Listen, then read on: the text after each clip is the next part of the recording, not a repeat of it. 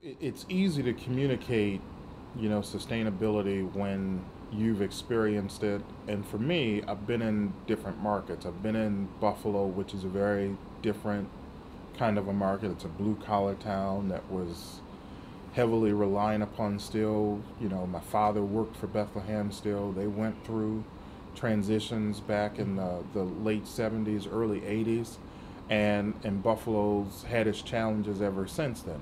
And then I went to Rochester, which, even though it's only 70 miles down the thruway, it's a very different town than Buffalo. It's more white collary because of you got Xerox, you had Kodak, you had Bausch and Lomb, you know, and so it was a very different experience. So I had the opportunity to really look at those different experiences and how you interact with clients, and then you take that coupled with your education, and when you're consulting and when you're advising businesses, it's really taking all that into perspective and saying, okay, well, how does that impact, you know, your ability to generate revenue? What kind of different strategies do you have to put in place?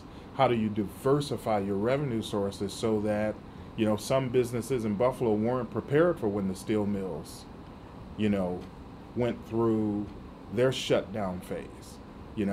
Some companies in Rochester weren't prepared when, you know, Xerox and Kodak started to send their manufacturing outside of the US. But then some were prepared.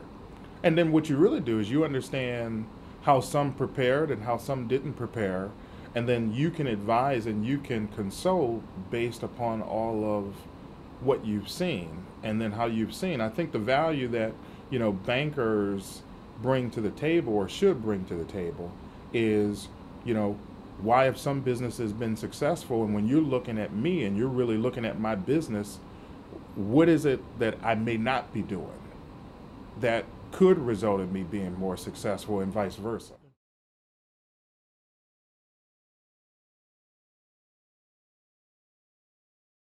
We didn't get, aggressive like some others did with loan to values, and creative and cash flow.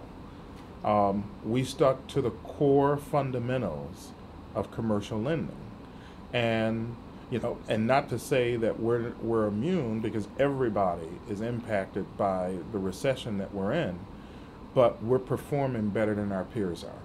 So we're still managing risk the same way. One thing that I would say that we've tweaked and that we're looking at a little more closely is, in times past with commercial lending, you would look at more of the historical trends, which we still do. But on the flip side of the coin, we're spending a little more time focusing on future trends. And we're looking at things more by industry and saying, what are some of the trends for this industry? And we're trying to make sure that we've got a good handle on where the future of that industry is headed, and taking that more so into consideration with the decisions we're making. Nobody knew who M&T Bank was. Nobody knew who M&T Bank was.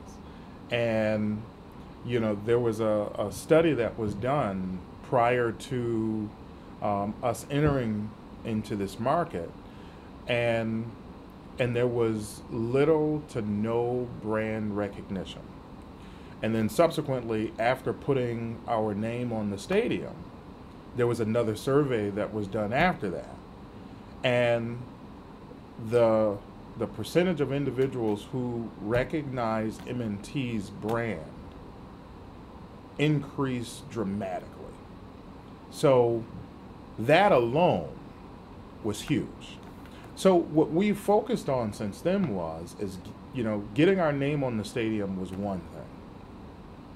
Getting people to move from just beyond just knowing M&T because our name was on the stadium to knowing M&T based on the way that we operate and wanting to do business with us was our next phase of growth and opportunity. And we've begun to capitalize upon that tremendously now that we have the second market share position in the greater Baltimore market. So it's been very effective. Branding communicates so much about the business. I mean, branding is critical. If if you don't have a brand that communicates, especially in this environment today, stability, that communicates reliability, that communicates quality, that communicates reasonability, because everybody's concerned about price. Um, if you don't have a brand that is strong and can communicate that, then you may get somebody to, check you out once, but you're not going to get that consistency.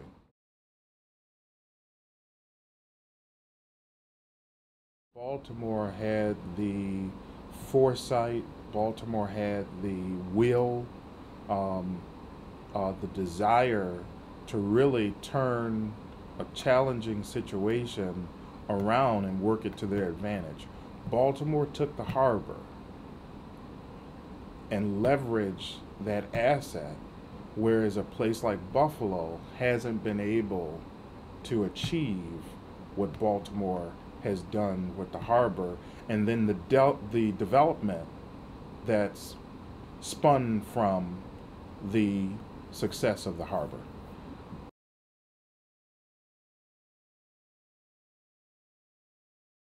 One thing Baltimore could improve upon is, with a city the size of Baltimore with its demographics, um, Baltimore could really should find a way to improve its stock of affordable housing.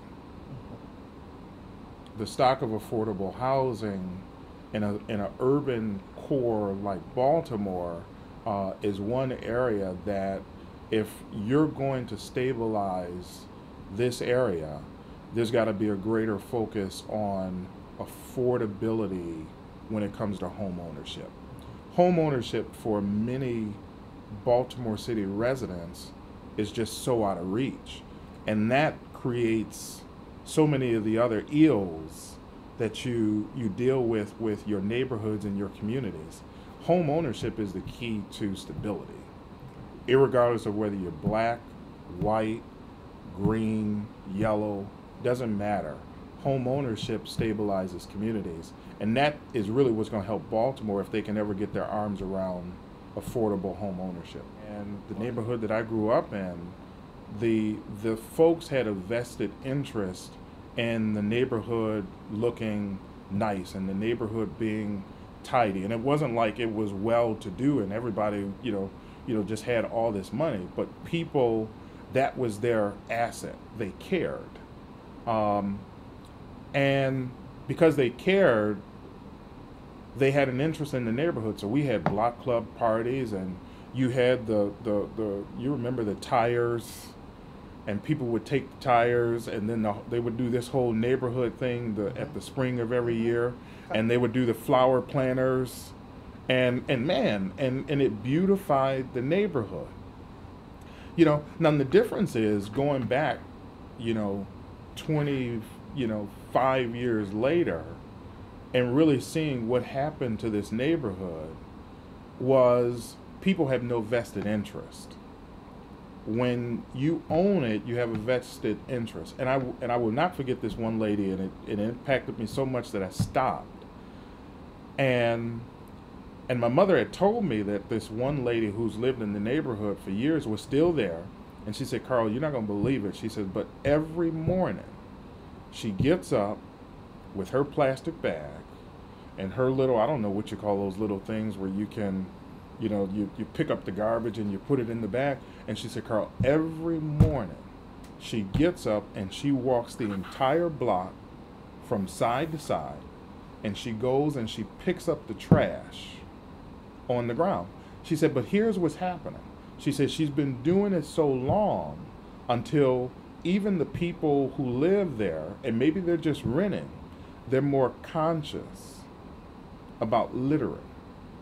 So and I stopped her and I said, I gotta stop and give kudos to you and tell you thank you, for caring and caring about the neighborhood and continuing to pick up the trash.